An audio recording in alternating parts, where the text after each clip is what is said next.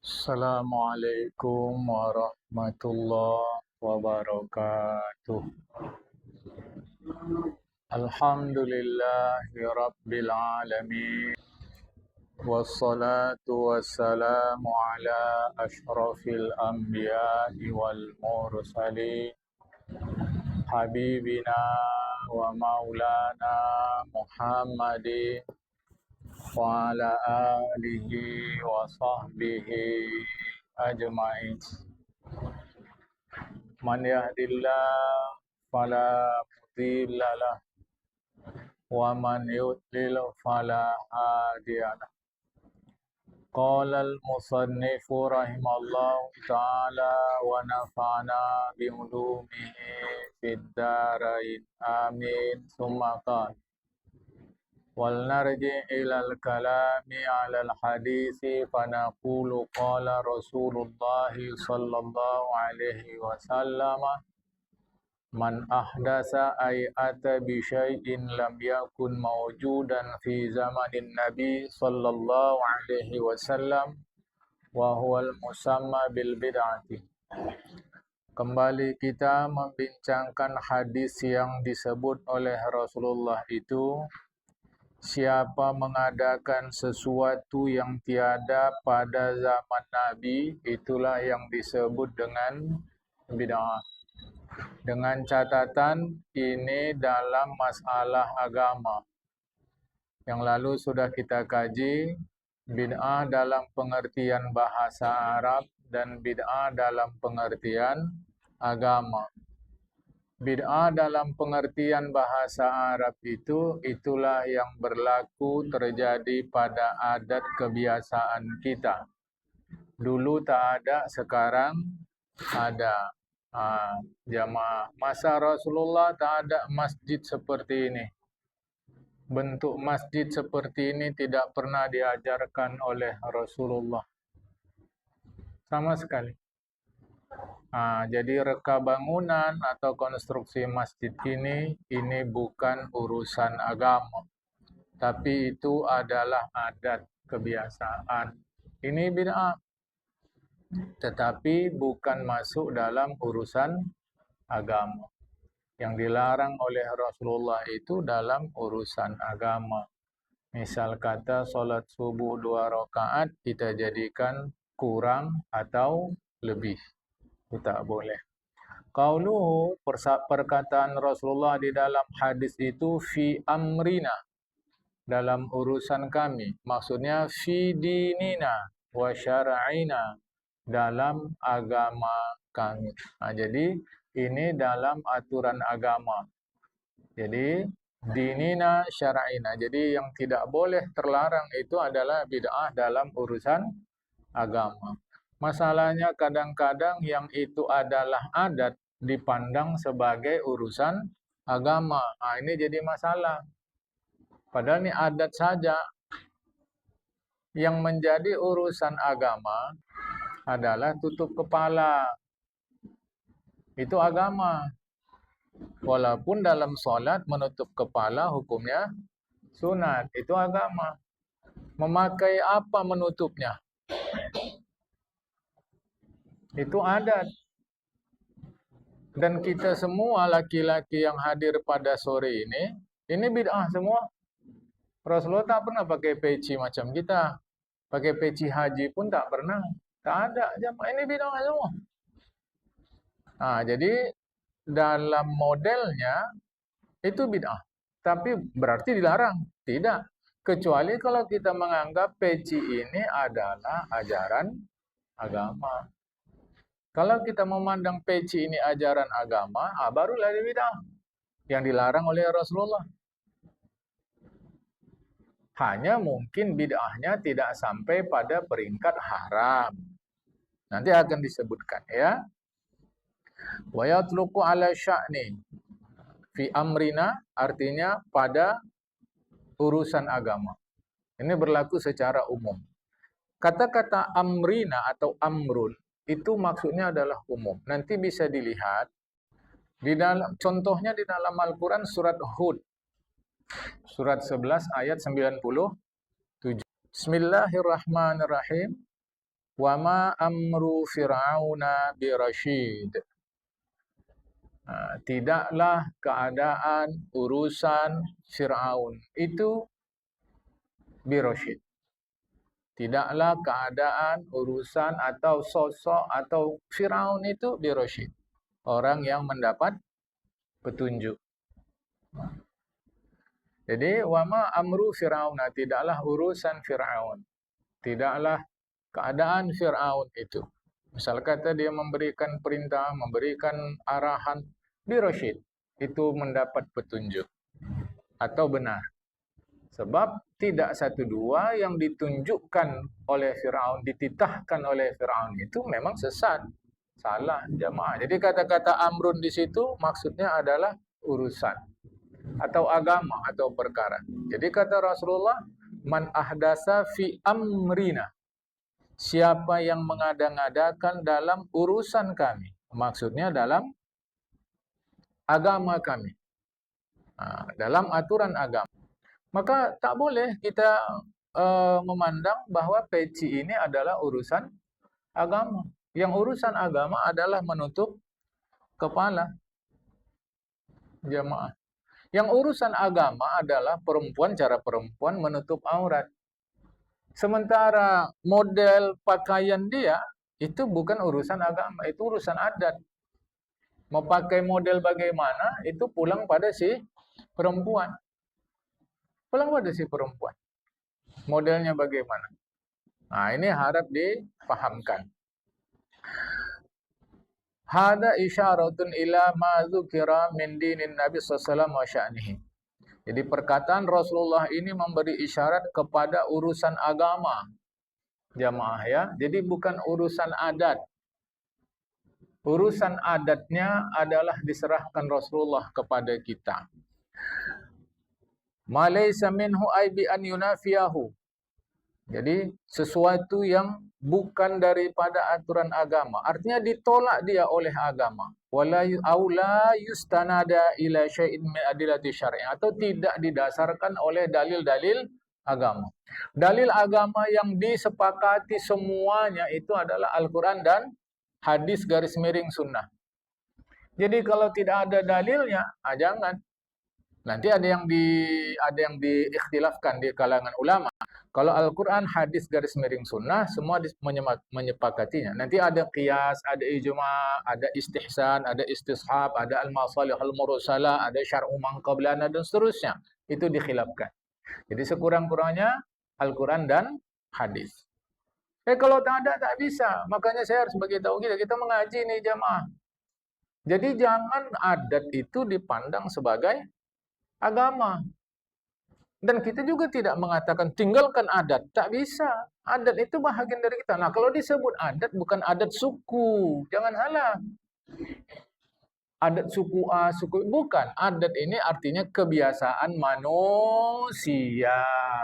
Bukan cerita adat suku. Tetapi adat suku masuk jugalah itu sebagai bahagian daripada kebiasaan manusia. Jadi kalau kita cerita dalam cerita agama, adat, itu maksudnya adalah kebiasaan manusia. Contoh, tidak ada dalil Al-Quran maupun hadis menjelaskan masa haid perempuan itu sekian hari. Itu nggak ada. Sama sekali nggak ada, jemaah. Hadis Rasulullah sebut masa haid perempuan sekian. Sekurang-kurang sekian. Sebiasanya sekian. Sebanyak itu nggak ada. Itu adat saja. Arti adat kebiasaan si perempuan. Adat satu perempuan dari perempuan lain berbeda. Adat satu perempuan satu tempat dari perempuan lain di tempat lain berbeda. Adat satu perempuan di satu masa dari masa lain berbeda. Itu yang dimaksud dengan adat. Jadi mengada-ngadakan sesuatu yang tidak ada dalil. Nah, tidak ada dalilnya. Jamaah. Nah, kadang-kadang dalil Al-Quran maupun hadis itu dia nggak menunjuk langsung. Nah, ada masanya dia isyarat. Contoh, solat tahiyatul masjid. Nggak ada dalilnya. Bila kau masuk masjid, solat sah, solat sunat tahiyatul masjid. Nggak ada. Yang ada, bila kau masuk masjid, janganlah dia duduk. Kecuali solatlah dia 2 rakaat. Baru ulama menyebutkan, solat ini namanya solat tahiyatul masjid. Tapi kalau tegas-tegas menyebut kata-kata tahiyatul masjid, nggak ada. Tapi ada dalilnya jemaah. Jadi nanti bisa dalil itu menunjuk langsung. Tag. Bisa tidak langsung dia. Nah, itu kerja ulama lah ya. Tapi apa-apa masih dalil. Fahuwa raddud, maka yang dilakukan itu tertolak. Ay mardudun, tertolak. Wa maknahu annahu batilun. Maknanya adalah perbuatan itu batil. La yu'taddu bihi. Tidak dianggap di dalam agama. Tak boleh jemaah. Pakai sarung ini tak ada dalilnya. Mana ada pakai sarung? Sarung ini adalah adat orang negeri di bawah angin. Negeri di bawah angin itu, itulah Thailand semua. Thailand ke semua. Thailand, Malaya, Nusantara. Nusantara ini pun masuk Malaya. Temasek tahu Temasek? Singapura, Brunei, Filipina. Ini namanya negeri di bawah angin. Ini kebiasaan negeri-negeri di bawah angin. Ditambahlah ke atas sedikit IPB, India, Pakistan, Bangladesh. Itu pun pakai sarung. Rasulullah sendiri mana ada pakai sarung? Kalau begitu bid'ah kita pakai sarung. Kalau ini dipandang urusan agama, maka pakai sarung hukumnya, bukan hukumnya, statusnya bid'ah. Kalau dipandang pakai sarung urusan agama, maka memakai sarung adalah bid'ah, dilarang. Tapi kan pakai sarung ini bukan urusan agama. Pakai sarung ini adalah urusan adat manusia. Rasulullah sendiri dia pakai jubah. Tak ada Rasul pakai sarung. Ya, jamaah ini harap difahamkan.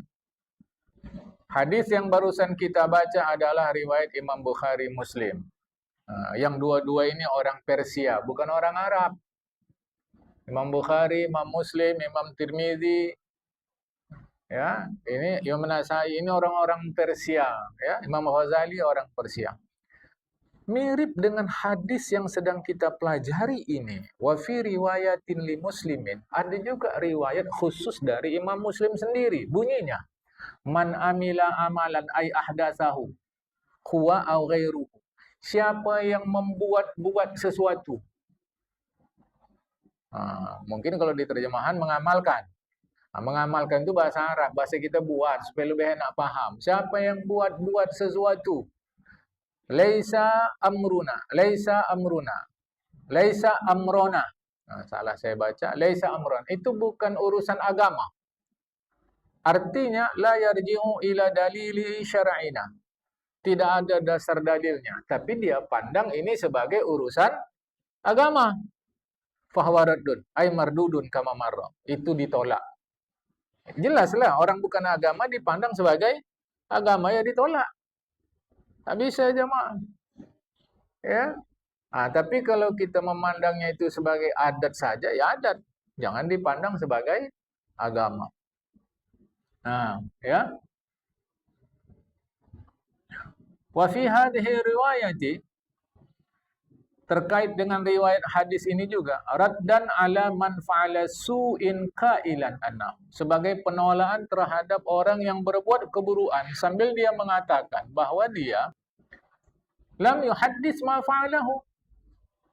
Aku bukan buat-buat yang baru. Itulah yang selalu kita katakan. Kalau kita ini dilarang, ya kami bukan buat-buat. Wa anna ghairuhu sabaqahu bihi. Bahwa yang dilakukannya itu sudah lebih dulu dilakukan oleh orang lain. Jadi bukan kami buat-buat. Kalau cara kita udah nenek-nenek moyang. Itu jemaah. Wa fi bayanun, di dalam hadis itu juga ada penjelasan la farqa baina an yakuna muhdisan lima fa'alahu aw masbuqan bihi iz kullu fi'lin lam yakun ala amrina bi syar'a fa fa'ilu asimun. Tidak ada bedanya bahwa dia mengadakan perbuatan itu sendiri atau lebih dulu ada contoh dari siapapun, maka setiap perbuatan yang dipandangnya sebagai perbuatan agama, padahal itu bukan urusan agama, tidak ada penjelasannya, maka pelakunya adalah berdosa. Sebab dia berdusta atas nama agama. Ini hati-hati jemaah. Ini bukan urusan bilang dia agama. Enggak, mana agamanya? Maka dia berdosa ditinjau dari segi dia berdusta. Awas ya, maka disebutnya berdosa. Di terjemahan pun berdosa. Ditinjau dari segi dia berdusta. Tapi ditinjau dari segi perbuatan itu sendiri, nanti bisa makruh, bisa haram. Karena kalau berdosa pasti haram. Contoh, Allah yarham Ustaz Muhammad Arsyad Al-Banjari dalam kitab Sabilal Muhtadin jilid 2. Baca itu yang ngaji Sabilal-Sabilan. Ziarah kubur bid'ah, mengelus-ngelus nisan. Jelas di situ. Bid'ah. Lantas kita meyakini bahwa mengelus-ngelus nisan itu ajaran agama, berdosa. Ditinjau dari segi dia berdusta. Tapi ditinjau dari segi dia mengelus-ngelus nisan itu, semata-mata mengelus nisan, itu hukumnya makruh. Dari segi dia berdusta, hukumnya haram. Dari segi semata-mata mengelus nisan, hukumnya makruh. Belum lagi cara orang Islam sekarang, ziarah kubur, foto-foto. Wah, itu apa lagi itu namanya? Lah, apalah salahnya foto-foto? Ngapailah kau foto-foto sama kuburan itu? Nggak manfaatnya apa? Nggak manfaatnya apa? Menjamaah. Jadi, ya ini agama, membimbing kita. Kita sebagai orang Islam, ingat ayat Al-Quran, Al-Yawma akmaltu lakum dinakum watmantu alaikum ni'mati waraditu lakumul islam adina. Sempurna sudah agama Islam ini, kata Allah Ta'ala dalam Al-Quran. Aku rela Islam jadi agama kalian. Tahu-tahu kita yang sudah Islam tidak mau ikut agama yang sempurna ini, terus ikut apa? Jamaah. Nah, ini contoh-contoh. Contoh lain ada banyak. Yang dia akan disebutkan di sini. Ya, baik. Jadi, berdosakah bid'ah itu? Jika bid'ah itu adat, nggak ada dosa-dosanya. Selama itu tidak dilarang agama. Tapi kalau dilarang agama, dosa. Misal, ini adat. Orang sebelum nikah disuruh dulu adatnya serumah. Yang belum nikah tadi, untuk mengetahui kecocokan atau tidak. Ini adat masyarakat. Tentu ini berdosa. Walau dia bukan agama, adat. Tapi ini terlarang menurut agama. Tapi kalau adat itu baik, seperti adat Betawi, jamaah. Rumah orang Betawi itu, jendelanya geser. Model geser. Tahu? Jadi kalau geser gini, tutuplah dia. Ini menjaga anak gadisnya. Supaya jangan mudah keluar. Jadi kalaupun pacaran, ya cukup dari jendela itu saja. Ini adat baik. Bagus ditiru. Tak ada masalah. Tapi yang tadi adat buruk. Nah, kalau dia memandang ini adat sebagai hukum agama, berdustalah dia atas nama agama. Dari sisi dustanya dia berdosa.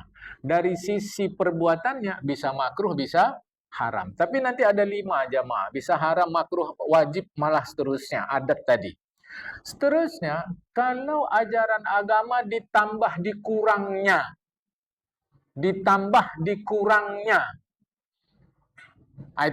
Itu berdosa tetap sebab dia berdusta.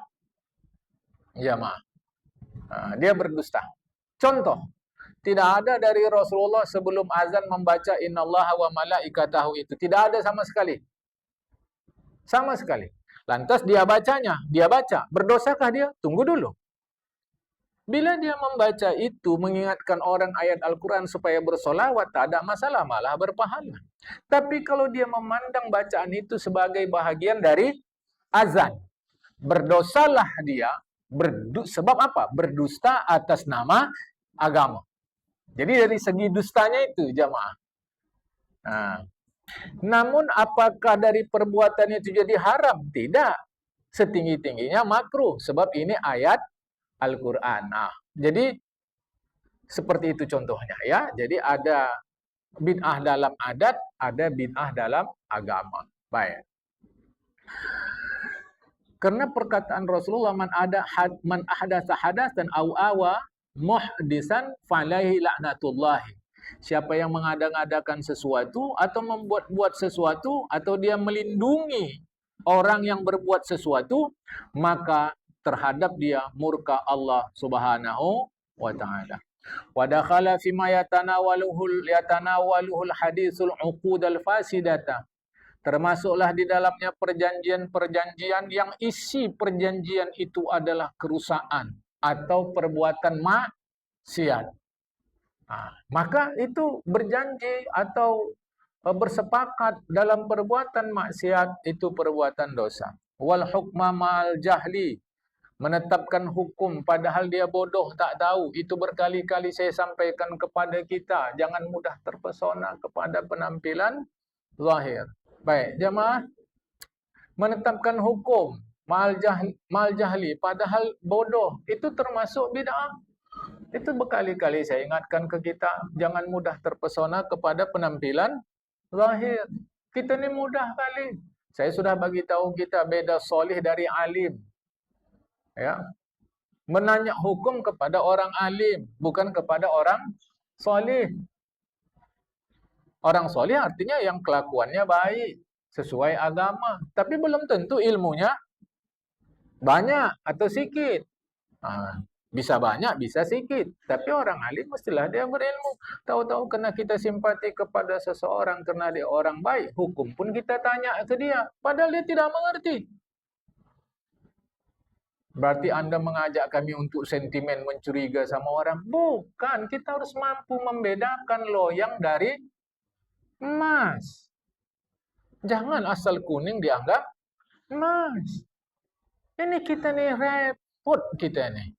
Asyik nanya sama yang tidak ahlinya. Itu termasuk masalah bid'ah. Wal juri, menetapkan hukum padahal isinya adalah kejahatan. Wa nahwu zalika mimma la yuafiqu syar'a. Termasuk apa sajalah yang tidak bersesuaian dengan agama. Jadi jangan dilakukan ya jamaah. Faedah, ini satu ilmu. Berikut Syekh Izzuddin bin Abdissalam membagi bid'ah menjadi 5. Ini bid'ah dalam pengertian bahasa, bukan bid'ah dalam pengertian agama. Secara bahasa bid'ah itu artinya dulu tak ada, sekarang ada. Lihat, Qassama bin Abdissalam artinya telah membagi Syekh Izzuddin bin Abdissalam al-hawaditha, peristiwa-peristiwa baru itu ilal ahkamil khamsati, menjadi 5 hukumnya. Ya, faqala, beliau mengatakan al-bid'atu fi'lu ma lam yu'had fi asri Rasulillah sallallahu alaihi wasallam. Bid'ah adalah melakukan sesuatu yang tidak pernah terjadi pada masa Rasulullah Muhammad SAW. Ada kalanya satu wajib. Dulu Rasul tak lakukan, sekarang kita lakukan, wajib malahan. Walau dia perbuatan hari-hari biasa, jadi wajib. Seperti kata alumin nahwi, belajar ilmu nahu. Islam ini, syariatnya, aturan agamanya termuat dalam bahasa Arab. Untuk membaca bahasa Arab mesti punya ilmu nahu, tata bahasa. Jadi kalau dia ahli hukum Islam tapi tak mengerti nahu, berarti tak bisa baca kitab Arab dia. Macam mana kita katakan dia ahli hukum Islam? Tahu-tahu kita nanya hukum sama dia, mana bisa? Oh, dia kan jago kitab Arab Melayu, baik. Kitab Arab Melayu itu sudah berasal dari kitab-kitab yang berbahasa Arab. Lah ulama-ulama yang menulis kitab Arab Melayu itu ahli dalam bahasa Arab. Syekh Abdul Samad Palembani, Syekh Fatoni, Syekh Muhammad Arsyad Al-Banjari, Syekh yang dari mana-mana lah jamaah. Itu ahli dalam bahasa Arab. Karena orang Nusantara ini tak pandai bahasa Arab, mereka tulis ke dalam Arab Melayu. Belakangan ada ustaz-ustaz yang mahir dalam Arab Melayu, tapi sama sekali tidak mengerti dia kitab-kitab Arab. Lantas kita persamakan dia dengan orang yang mengerti kitab Arab dan kitab Melayu. Ini kita keliru. Jamaah, kita keliru. Sebab dia tidak mengerti bahasa Arab, membaca kitab Arab. Kalau kitab Arab Melayu dia mahir. Lah kitab Arab Melayu itu asalnya dari kitab-kitab Arab. Lantas kita tanya hukum kepada yang mengerti kitab Arab Melayu. Okeylah, sebatas yang mudah-mudah okey. Tapi kalau yang mudah jelimet nggak bisa. Dia mesti rujuk kepada kitab berbahasa Arab. Tahu-tahu dia nggak mengerti nahu. Maka belajar nahu hukumnya wajib. Pasangan nahu. Nahu ini begini jamaah. Untuk pandai membaca. Bacanya A, I, U. A apa I apa U, ba bi apa bu, man min atau mun. Madrosatun, madrosatan atau madrosatin membacanya. Nah, kan kalau kita ngaji alif-alif dulu kan eja-eja itu. Ta dua di atas tan, ta dua di bawah tin, ta dua di depan tun, tan tin tun. Anak sekarang tak ada, langsung tan tin tun katanya. Tak mengerti lagi dia. Begitulah zaman berubah. Dan membacanya itu masjidun, masjidan, masjidin. Itu ilmu nahu. Pasangan nahu itu adalah ilmu sorob. Ilmu sorob itu untuk mengetahui perubahan kata. Makan, memakan, dimakan, termakan, pemakan, makanan.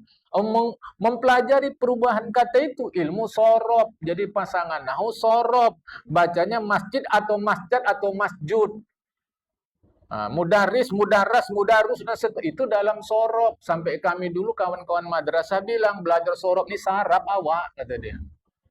Tahu-tahu 2 hari ngaji udah jadi ustadz. Kan ngeri zaman sekarang ini jamaah.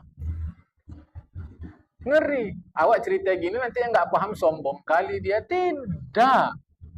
Dia mesti belajar nahu dari kitab dasar, kemudian intermediate, kemudian yang paling dasar jamaah, kemudian tengah, kemudian advance.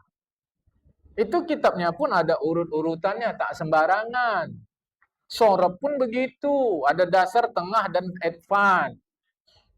Nggak sembarangan.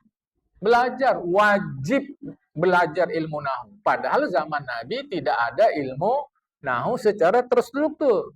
Tetapi terpakai ada di kalangan orang Arab. Waharibil kitabi was sunnati. Dan yang ganjil-ganjil di dalam Al-Quran dan Sunnah. Itu wajib kita mempelajari wanahwihima. Dan seumpama kedua itu. Ilmu hadis, ilmu Al-Quran, tafsir Al-Quran. Kita mesti belajar. Kalau mau mengerti, wajib. Itu bid'ah. Karena tak pernah ada pada zaman Nabi. Tetapi menjadi wajib. Dan seumpama yang kedua itulah Al-Quran dan Sunnah tadi. Apa saja yang dengan itu menjadi tergantunglah pemahaman kita untuk mengetahui syariat. Tanpa itu kita tak paham syariat. Maka mempelajari itu hukumnya wajib. Walau pada masa Rasulullah dulu tidak ada. Namun sayangnya kita, pengajian kita berulang-ulang itu saja. Jarang kita ngaji tafsir. Bukan tak ada, ada. Jarang. Ngaji hadis macam kita sore ini pun boleh kata jarang. Sehingga agama yang begitu luas ni tahu kita hanya seputar najis wuduk solat. Najis wuduk solat. Najis wuduk solat. Sehingga kalau ada ustaz yang ahli tentang najis wuduk solat, sudah macam mufti sudah. Macam alim sudah. Padahal ribuan kitab di dalam agama ini enggak ada siap-siapnya jamaah. Kita yang ngaji sore ini aja sudah berapa kitab yang kita tamat? Siap? Enggak juga. Masih banyak kitab yang lain yang harus kita baca. Jadi maksud saya jangan keliru. Jadi Syekh Izzuddin bin Salam mengatakan wajib. Bid'ah ini wajib. Ada lagi bid'ah itu hukumnya haram.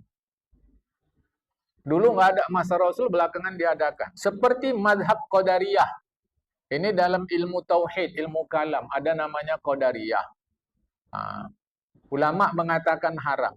Kenapa? Salah satu di antara pemahaman mereka, manusia berbuat dengan kuasanya sendiri tanpa campur tangan Tuhan. Pemahaman begini salah, jamaah. Ada lagi Jabariyah. Jabariyah apa pula? Manusia tak punya usaha. Semua-muanya Tuhan. Ini tak boleh pula. Wal Mujassimah. Mujassimah ini menyamakan Tuhan dan manusia. Tuhan bertangan, manusia bertangan, Tuhan pun bertangan. Nah, seperti Al-Quran sebut, yadullahi fauqa aidihim, tangan Allah di atas tangan mereka. Maka Tuhan bertangan sama macam manusia. Nah, ini salah. Nah, ini nanti dalam kaji ilmu tafsir, namanya jamaah ayat-ayat mutasyabihat. Ayat-ayat yang menimbulkan pemahaman, kalau salah paham kita bisa salah. Samar dia. Kalau tak mudah-mudah, kalau tak serius kita nanti, dan kalau kita mudah-mudah begitu saja, bisa kita tergelincir. Ini namanya ayat-ayat mutasyabihat. Kalau Al-Quran sebut tangan, kalau Al-Quran sebut mata, Al-Quran sebut mata lah, atau tangan, atau wajah, maksudnya apa? Ini saya tak terangkan hari ini, jemaah, saya tak terangkan. Ya. Tetapi ada aliran yang salah di dalam Islam, namanya mujassimah, jisim. Jadi kalau Al-Quran sebut tangan Allah, mata Allah, wajah Allah, ya memang maksudnya mata, maksudnya tangan, maksudnya wajah. Ini yang haram, keliru. Sudah dua. Satu wajib, satu haram. Yang ketiga, mandubah, sunat. Bid'ah yang sunat. Dulu tak ada, sekarang ada. Apa contohnya? Membuat asrama, membuat sekolah, membuat jembatan. Mana ada masa Rasulullah. Sekolah, madrasah, ibtidaiyah, ketua yayasannya adalah Rasulullah Muhammad SAW. Kepala sekolahnya Abu Bakar. Bendaharanya, mana ada jemaah. Tapi kita buat, itu sunat, tak ada masalah. Ya, membangun jembatan. Pendeknya adalah wa kulli ihsanin lam yuhad fil asri awwali. Semua yang baik-baik menurut agama yang tidak pernah terjadi pada masa Rasulullah, buat. Boleh. Yang baik-baik. Buat, tak ada masalah. Dengan catatan, asal itu jangan dipandang sebagai bahagian ajaran agama. Ya. Menuntut ilmu disuruh Rasulullah. Tapi pakai pakaian seragam mana disuruh Rasulullah? Ya, nggak ada itu. Kita buat pakaian seragam, tak apa-apa. Ini jangan salah paham. Ya, sebab mana adat-adat. Rasulullah tu gondrong. Sahabat-sahabat gondrong. Gondrong lawak sekarang. Jemaah. Jadi buah bibir orang lah, tak cocok. Itu adat. Jadi tidak semua-mua harus kita tiru. Sudah berapa sudah? Wajib, haram, sunat. Yang ketiga. Jadi yang baik-baik tak ada masa Rasulullah kita buat sekarang. Ukuran baiknya agama kata, lakukan. Jamaah. Kalau itu baik-baik, buat. Kalau tak baik, jangan. Ya. Wa makruhatun, yang makruh. Ini makruh. Kazakhrafatil masajidi, menghias-hias masjid. Masjid bukan tempat hiasan, dihias-hias masjid, makruh. Itu bid'ah. Ya. Biar semarak masjid isinya ramai, bukan dinding masjid. Cantiknya ini. Tak perlu. Ya, sama sekali. Ayat Quran kalau kita buat di masjid ini kan cantik. Ayat Al-Quran bukan untuk cantik-cantik. Ayat Al-Quran itu petunjuk hidup untuk diamalkan, bukan untuk cantik-cantik. Jamaah. Ini Ahlus Sunnah wal Jamaah. Kalau mau ikut mazhab Imam Syafi'i, ikut mazhab yang lain pun begini juga, jamaah. Untuk apa masjid dihias-hias? Yang orang tua-tua saya pernah lihat masjid kuno-kuno zaman dulu, ada kaligrafinya? Tak ada. Ini, aku bukan larang kaligrafi, tidak. Aku guru kaligrafi di Sanawiyah, jamaah. Itu ada tulisan khat sulus, khat diwan, khat nasakh, khat diwan jali, khat riqa'ah. Aku mengajar. Karena kalau tak aku bilang gini, sepele aja orang sama awak. Nah, apa lagi? Wa tazwiqil masahif, menghias-hias Al-Quran. Al-Quran itu dia, apa perlu dia? Jamaah. Tak perlu dia. Orang akan segan sama umat Islam kalau umat Islam melaksanakan ajaran Islam. Itu yang buat orang segan. Jamaah, jadi menghias-hias Al-Quran itu tak perlu. Yang diperlukan mengamalkan isi kandungan Al-Quran. Ini masuk makruh. Apalagi kalau gara-gara menghias-hias masjid tadi, ada hak orang fakir miskin yang terabaikan. Maka menghias-hias itu hukumnya berubah menjadi haram. Jamaah. Ya. Wa mubahatun, mubah. Ini bid'ah, tapi mubah. Ya, jadi yang wajib sudah, yang sunat sudah, apa lagi? Yang haram sudah, yang makruh sudah, yang mubah. Apa contoh? Salam-salaman setelah solat subuh dan asar. Apalagi maghrib, isya, zuhur. Dalam mazhab Syafi'i, bersalam-salaman setelah solat subuh dan asar itu bid'ah. Tak ada pahalanya. Tapi status bid'ahnya mubah saja. Jamaah. Itu bukan pelajaran mazhab Syafi'i, itu pelajaran orang adat orang Indonesia. Orang Indonesia asal jumpa salaman, tak jumpa pun kirim salam dia. Jumpa salam-salaman, tak jumpa kirim salam. Sekarang tak perlu kirim salam. Kirim uang. Itu perlu. Kirim salam. Salam rajin kali dia kirim. Pas ada duit dia tak jumpa sama awak. Penting sekarang kirim uang. Harga kulang kaling dah naik dah. Kan? Suka Al-Quran kaling Bang Lakot? Enggak suka. Aku nanya aja. Dia mah. Namun untuk selepas solat itu ada ketentuan. Jamaah. Jadi dalam mazhab Syafi'i statusnya adalah bid'ah, hukumnya adalah mubah. Tak sampai makruh apalagi haram.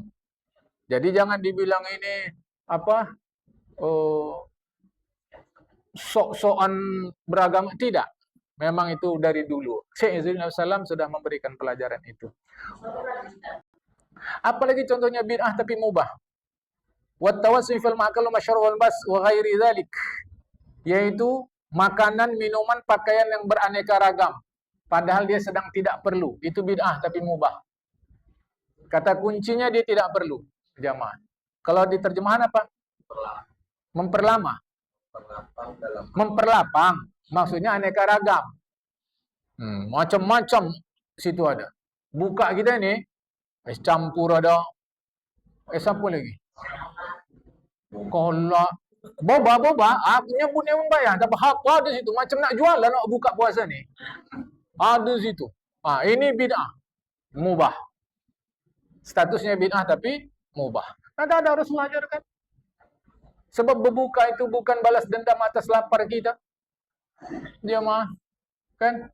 Nah jadi beraneka ragam makan, minum, pakaian, itu hukumnya bid'ah. Statusnya bid'ah, hukumnya mubah.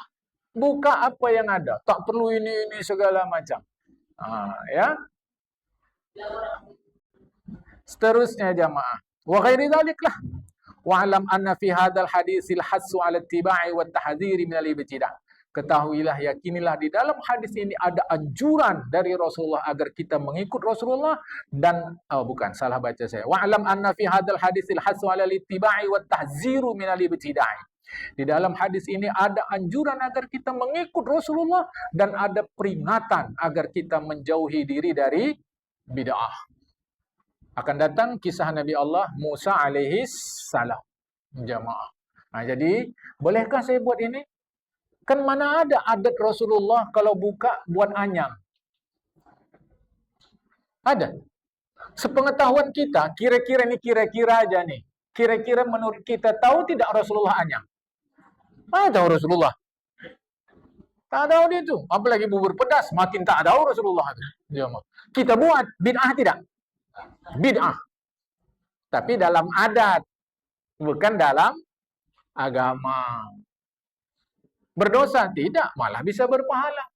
Bubur itu kita kasih sedekah orang berbuka segala. Apa masalah jemaah?